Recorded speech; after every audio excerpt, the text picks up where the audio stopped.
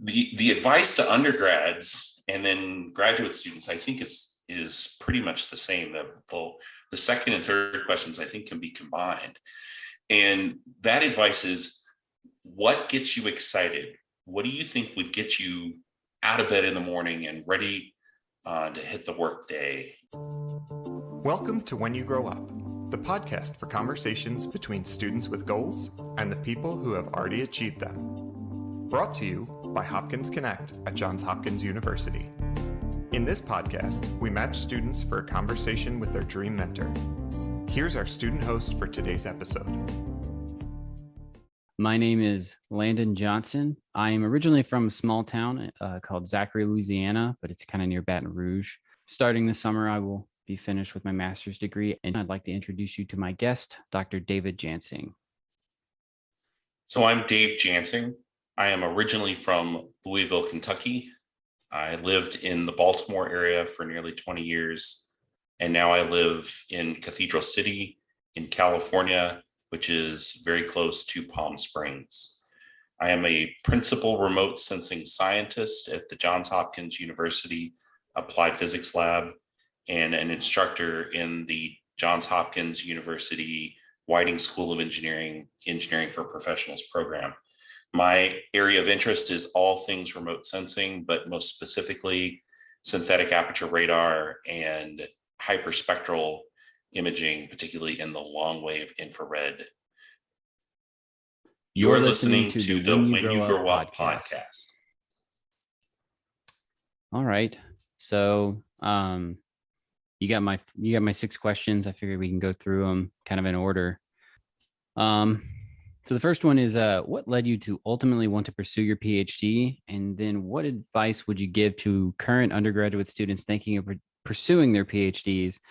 And kind of also, what advice would you give to graduate students in the Johns Hopkins Engineering for Professionals program thinking of moving forward with their PhDs? So let me start with the first piece, which is why I got a PhD, which is, I don't know if it's an interesting story, but it is a story. I went to the University of Louisville, and was an undergrad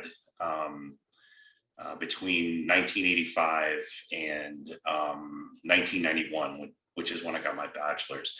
I took a small break to try some other things and decided, nope, engineering really was what I wanted to do. And so at the University of Louisville, cooperative internships were required.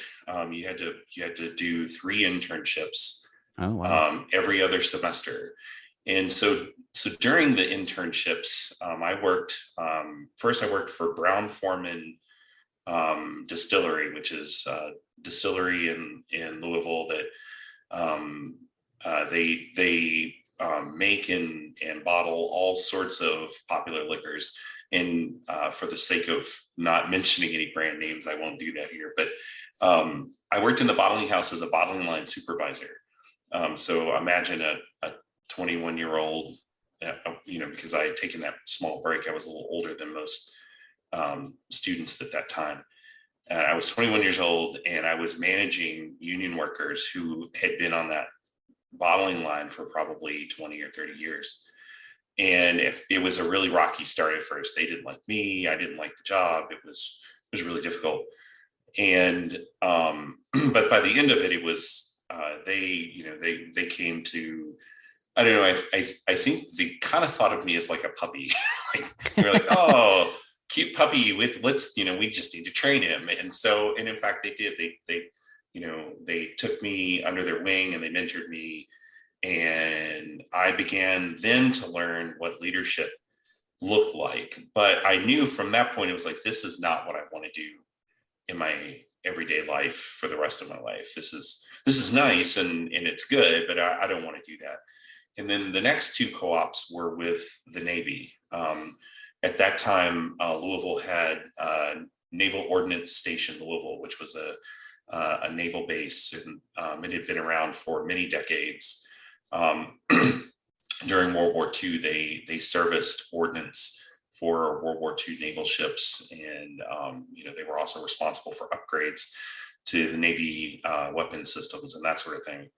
And I was an engineer, a young engineer, working for Mr. Charlie Ford, who was very influential in my life. And Charlie was just full of really great advice. And that job I did like.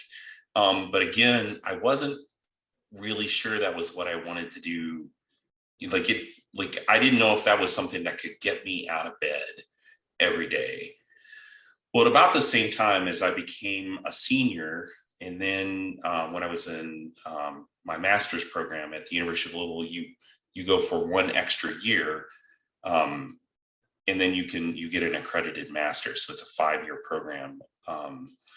And as I was doing that last year, I was working part-time for the Navy, not as an intern, but just working part-time, as an engineer, doing the same sort of thing that I was doing before, just not for credit. And then I was also teaching. I was teaching a computer interfacing class. I was the TA for it. And when I got to the teaching bit, I thought, wow, this is what I want to do. Like I want to mentor people. I want to train people. Like I really was very excited about that. And when I got to the end of my master's program and I graduated, I asked Charlie Ford, I'm kind of thinking about going and getting a PhD. What do you think? And he just got this big, huge grin on his face and said, yes, I thought that's what you would like to do with your life. I think you should. I think you'd make a really great researcher and teacher. And so it wasn't anything that I had thought about doing. There was no plan for it. It just kind of, when I got to the end of my master's, I thought, I'm not ready to be out of school yet. I think I want to get a PhD because I think I want to enter the world of research and teaching. And so that's how I got to my, my PhD. The advice to undergrads and then graduate students, I think is pretty much the same. The second and third questions, I think, can be combined. And that advice is, what gets you excited? What do you think would get you out of bed in the morning and ready to hit the work day? And if doing research, if working in an environment where there are lots of unknowns and there aren't a lot of well-defined solutions, and you're responsible for creating those solutions, if you want to teach, if you want to be responsible for the development of students at the undergraduate or graduate level, then a PhD is definitely for you. If you don't know what you want to do, start a PhD program and see if that's something that you want to do. If it isn't, there isn't any harm in saying, I tried this. This really wasn't for me. I'm going to take a step away. You have your master's already. Go find what does get you excited and out of bed in the morning. But that's my advice. And then start talking to the professors at the place where you are currently registered as a student about what they think about you doing that. And don't go to one, go to like 10. Get a wide variety of opinions. Because there's going to be a variety. You don't want to go to one and him say, "Oh, you don't want to do that," because maybe he's unhappy, he or she is unhappy in their job, right? So get lots of opinions, and then start to see it. Close your eyes and imagine yourself doing that. Is that something that you wear comfortably? And if so, then start to pursue it. The other advice that I would like to give is something that I think is non-intuitive. Most people say that if you get your bachelor's at one organization, you need to get your master's and your PhD at another. I got all 3 of my degrees at the University of Louisville, and I got a top-notch education. I think it is possible to get a really great education at one institution, particularly if there is a reason for you to be in that area, like you have a family obligation. I think the kind of general thinking is, if you're going to get a PhD, in engineering that you, or in the sciences, you do your bachelor's in one place and then you go to another university. If you can do that and you're comfortable with doing that, great, do that, because certainly you're going to get a lot broader experience. But there's no shame in getting the degrees at a top-notch university and staying in that university for all 3 degrees. And I certainly think that Johns Hopkins, for example, is one of those institutions where we have just a fantastic engineering department. I also think that the University of Louisville is also one of those organizations. They have a fantastic engineering school, and I think a lot of people would be served well, if they went and did all 3 degrees at either one of those institutions. Yeah, no, that's great advice, especially on the different institutions. I feel like a lot of people feel that pressure. And I think sometimes it's important to look at, what areas of research your current university has. And if it lines up with what you want to do, it feels, why jump, and the reason I guess I wanted to say that I did put the 2 questions in there is, for the undergrad students, the idea of staying in school and working, I think, on a full-time degree is one thing versus, the engineering for professionals program is a lot of people who are currently in the industry working. And so that's kind of why I separated those out. These people are working full time. And so that would be, I feel like, more of a jump for them. And so that's kind of what motivated the differences there. So from my perspective, a PhD is a full-time job. Pursuing a PhD is a full-time job. Mm-hmm. There are programs that allow students to do both work and PhD programs. At the Applied Physics Lab, we have a Doctorate of Engineering program where you work part-time at the laboratory, but you spend most of your time working on your doctorate, because they recognize that to really do a doctorate properly, you really need to spend much of your time doing it. And it's a labor of love. Anybody tells you that it's easy clearly didn't go through a really good school. It's really difficult. It's a really hard process.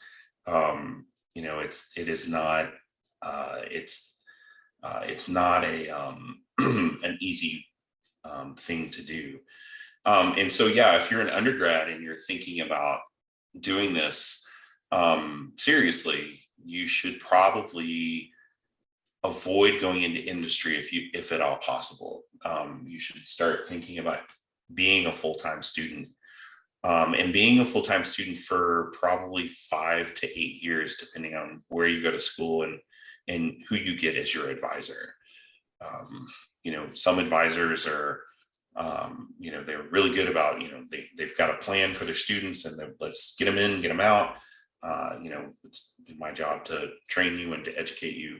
Some professors are a little less organized. They may have different philosophies about how long a student should remain as a grad student before graduating.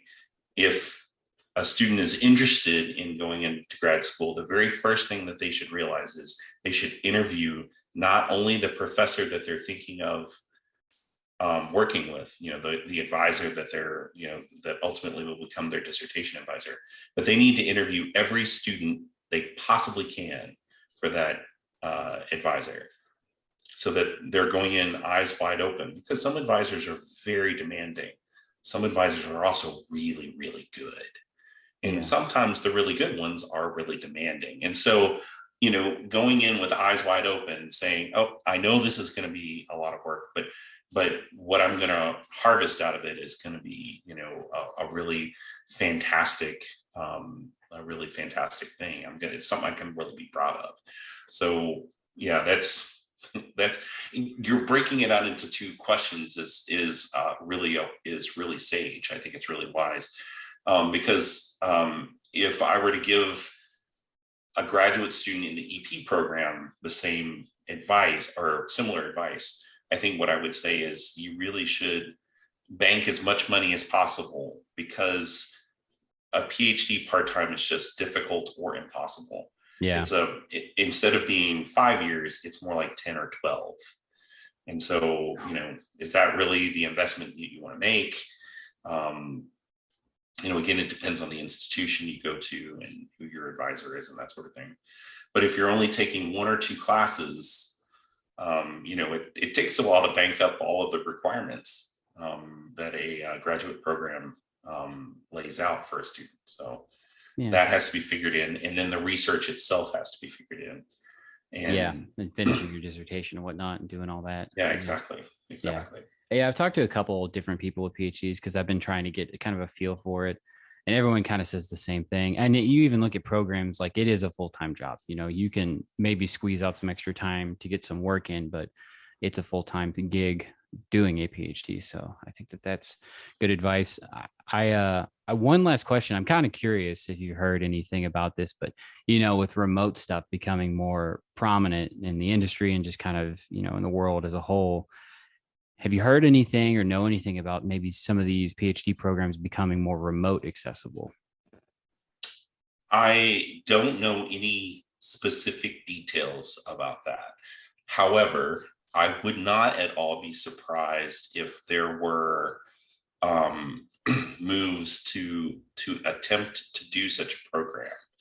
The difficulty in that is, particularly in the sciences, is if you're working with an advisor who has a laboratory, they've spent money and time and effort building that laboratory. They want their students in the laboratory working, right? They want them leveraging the equipment that's available.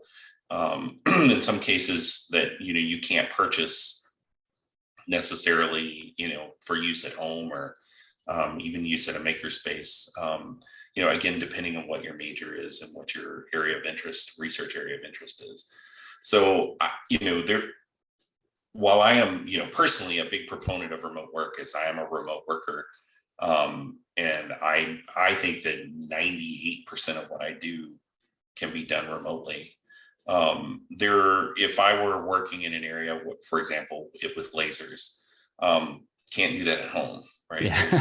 I'd have to be in a lab. And so I think there are some interesting trade-offs that as we continue down this road and universities look to, how can I retain students? Because as we've seen in the engineering field, there is a kind of I don't know how to describe it exactly. People are leaving the field to go off and do other things or to retire early. This pandemic got them thinking about their priorities differently. And so universities naturally are worried, are there going to be STEM students who are going to rise up through the ranks as undergrads and then stay for graduate school?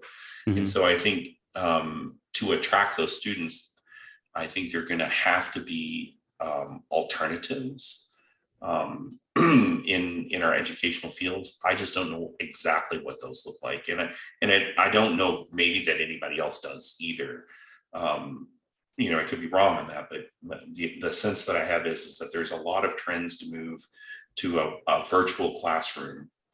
But a virtual classroom is one thing. A virtual laboratory is something very different.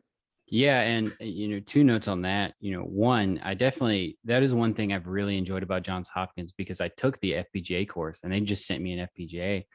And so I think allowing resources like that to become more accessible remotely, I think leads to a lot of that sort of learning still being done in a remote sense and actually having the hardware on hand. Now, obviously in a laboratory setting, hardware gets a lot more expensive, even with just test equipment. So there's definitely challenges there, but I think Johns Hopkins, from what I've seen so far, has done a really good job at setting up a program that's very well organized for remote learning.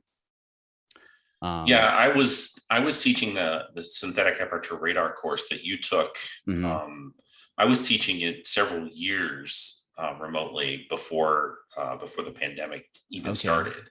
And so, the EP program has been thinking about online learning and distance learning for many years, and good on them for doing that. Whether they intended to or not, they positioned themselves to pivot very easily once the pandemic hit.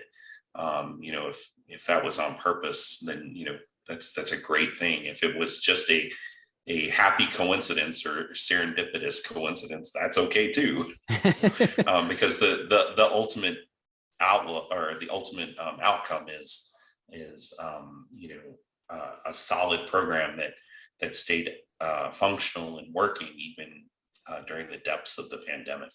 Yeah, and I really think that just speaks to embracing technology as it comes, right? I think that from what I can tell, were early embracers of the remote environment. And then, when the pandemic came, it kind of became a requirement. Well, they were well suited to do that. So I think embracing technology like that allows you to pivot a lot more easily. So, Agreed. and the other thing I wanted to say, kind of just a quick note, I think like the comment you said about what gets you up in the morning and what gets you excited, I think that maybe is, a lot of people during the pandemic, like you said, have taken a second look at, their life and wanting to find something that's more exciting. I think that one thing I really like about educating and, teaching, even in the limited capacity I have at work, is just allowing people to see that there are concepts in engineering that are really exciting and really like almost beautiful in a way, and kind of framing them in that sense so that kids get excited about it and students get excited about it and kind of learn this intimate understanding of these concepts. I think really kind of allows you to frame engineering in the way of, hey, what lights my soul on fire? Oh, it can be engineering. It doesn't necessarily have to just be this degree I get for a secure job. It can be really, really exciting and something that you're really passionate about. So I think that's what's really attractive to me about the PhD, is that really intimate understanding and the concept of being, taking that knowledge and passing it on in a frame that lets kids and students be excited and see it for kind of what it can be.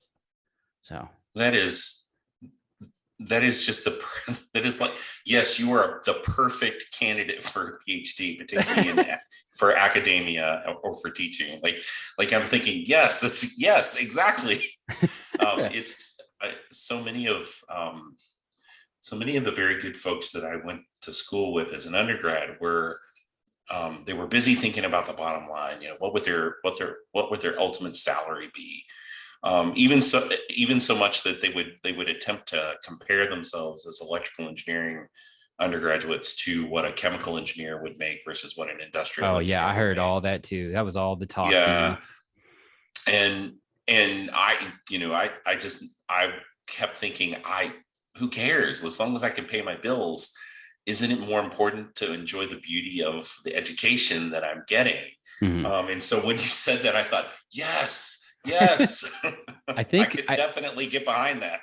Yeah. And I think some of it too is maybe the pitfalls that people fall into. Cause like I'm a first generation college student. So it's like the idea of going to college was foreign to me to begin with, cause no one really in my family has.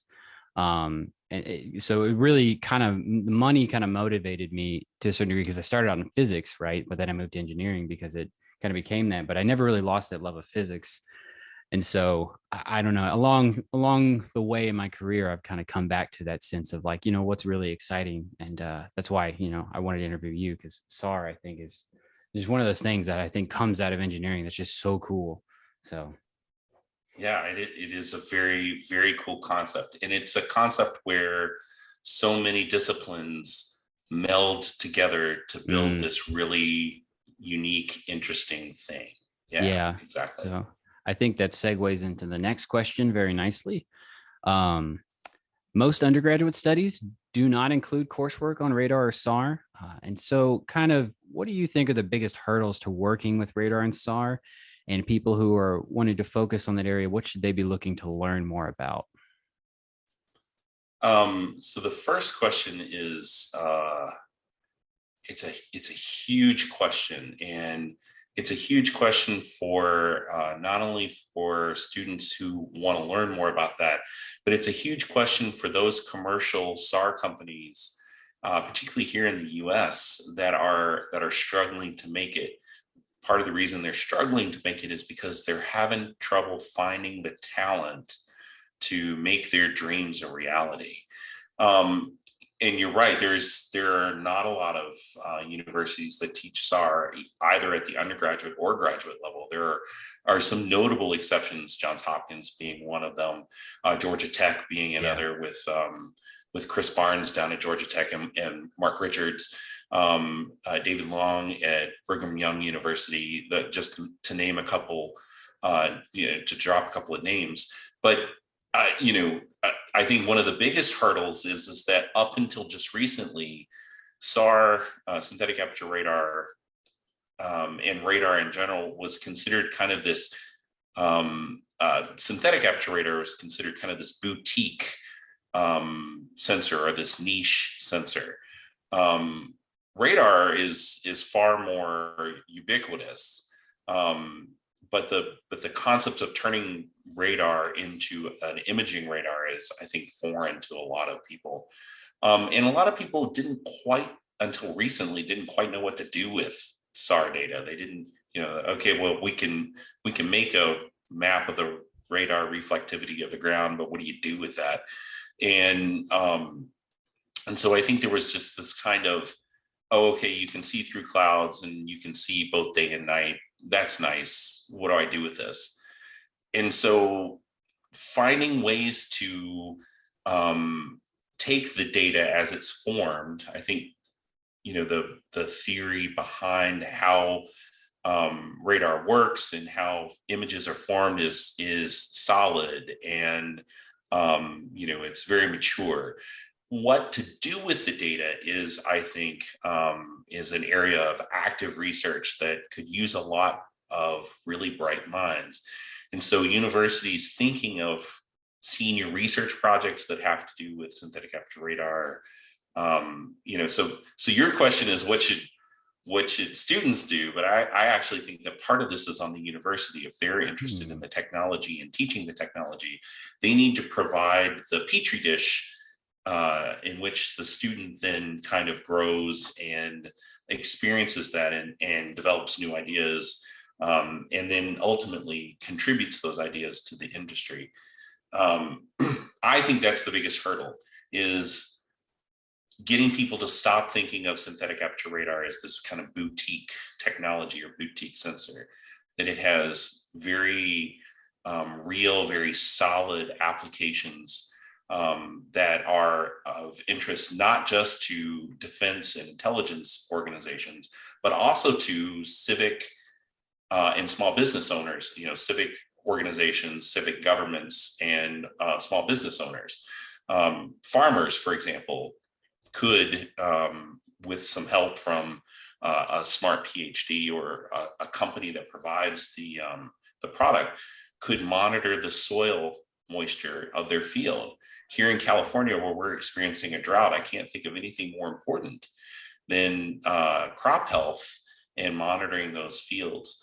And so, so there's lots of applications. Once we start thinking about the technology differently, I think then universities will then naturally start to gravitate towards the technology, just like they have for machine learning, for example, and start offering more opportunities for classes and research projects and that sort of thing.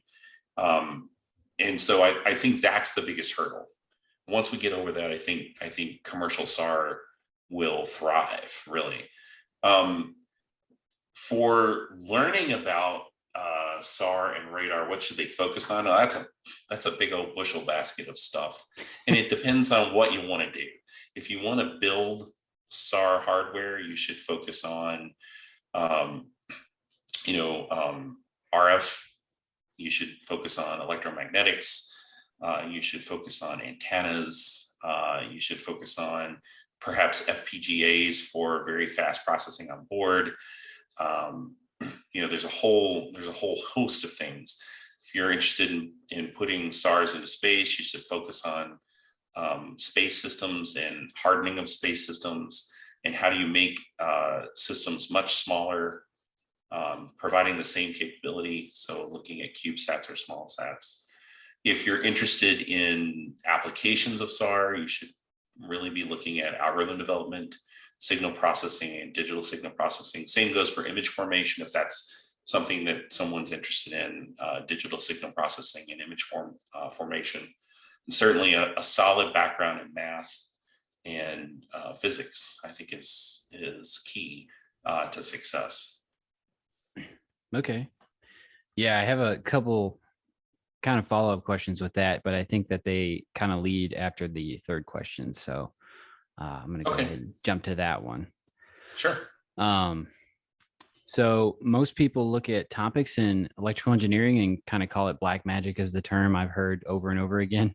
So how would you describe radar and synthetic aperture radar to people out there who aren't familiar with some of the concept involved? Yeah, that's a tricky question. Because my parents are still alive, and I have, they ask about it. So, I wrote a textbook on synthetic aperture radar, and I gave them a copy of the book, and they just looked at it and said, "Are we expected to understand this?" I was like, "No, I don't think so. Just enjoy the pictures that are in it if you'd like." But I think the very first thing that I would do is explain how we understand range. How does radar work at the most fundamental level? And for that, you need a tennis ball and a wall. And you can explain the concept of ranging. From there, explaining then how you get an image out of that is far trickier, because people immediately, we're very visual people, right? Our eyes see visually. We're all about seeing things, and so the initial thought is to turn a radar into a camera, and it's not. And so figuring out how to explain how you take all of these different ranges and turn them into an image is a little tricky, and it is kind of black magic-y. But then for me, quantum physics is black magic-y. I know there's a field called black magic, or not black magic, but quantum physics. And, there are quantum effects and there's quantum computing. I don't understand the mechanics of that. But I get the very kind of high level basic topics. And so I guess my question would be, when I'm describing this, what's the purpose of describing it to them? If it's to describe the products, I think I could do that without having to go into the details of SAR. So, there's kind of a what's the point in referring to it, and trying to describe it, and then talking to that point rather than talking to the technical pieces of it. Okay. Yeah, I get that's a good point.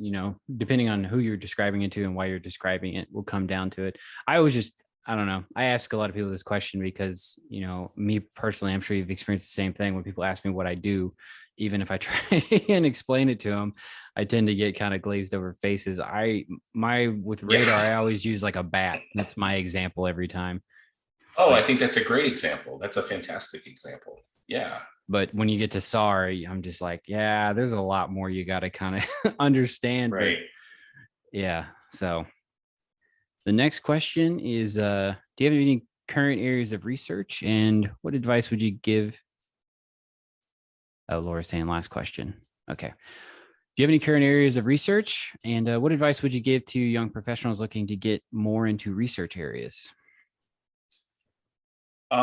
So the areas that I am interested in are all applications of remote sensing, in areas that are associated or tangential to that. So I'm not really a hardware person, although I have enjoyed many a day or a week in the blazing hot sun in the middle of nowhere in some desert, taking data from a sensor. And I say that almost a little tongue in cheek. I really actually love going out into the field and taking data. Mm-hmm. But my actual area of interest is, what do you do with that data? How do you get something actionable out of that data that that somebody can use for a purpose, not just because it's there.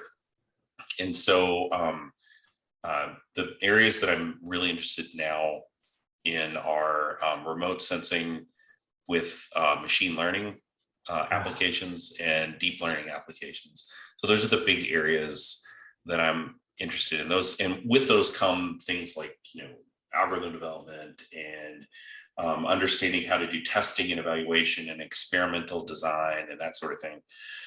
So those are kind of the very broad areas. And then we could dig down into each of those. I don't know that that's really going to get you what you're looking for. The second part of the question is, what advice would you give to young professionals looking to get into a research area? That one I think is really interesting, because I think really the only way to do that is, not the only way. There are actually a couple ways. The first way is to read. Read trade magazines, read things like Scientific American and kind of popular science, kind of on the higher end, so that you get a sense of what buzzwords are being thrown around, what is of interest, at least in the scientific journalism area, so that you can get a sense of, that looks interesting, and then you could dig from there. Reading your trade magazine articles, like those articles that are in IEEE Spectrum, for example, to get a sense of where's the kind of the state of the art for a given area. And then I think the most important piece, the one I was going to say earlier, is to find a mentor, is to find someone that what they're doing really engages you, and then watch how they do it, watch what they read, ask them questions, and they didn't have to be just one person. You might look and see, that person's really doing great things in machine learning, but this other person's over here doing really great things in in signal processing or algorithm development. And from there, you can start to get a sense of what really is hot in the field, and then what is exciting to you. If something's really exciting to you, but maybe no one's paying for it, that might not be such a good thing. But if there is something that's hot and it's a thing where people are really engaged in ideas, I think is that's a goodness that students should leverage. Okay. Well, thank you very much for doing this with me, Dave. I really appreciate it. I really enjoyed your course. Whenever they sent the email out for this podcast, I was like, oh man, Dr. Jansing would be perfect for this. So I really appreciate it. I've gotten some really good insights here, great advice. So thank you again very much. Landon, I appreciate you inviting me to come on, and to the staff of When You Grow Up, thanks for taking care of Landon and I through the recording process. This has been fantastic. It's a Friday that we're recording this, and I just have a big old smile. It's going to carry me right into the weekend. This has been great. So I appreciate you asking. Thank you. You have been listening to When You Grow Up, the podcast for conversations between students with goals and the people who have already achieved them.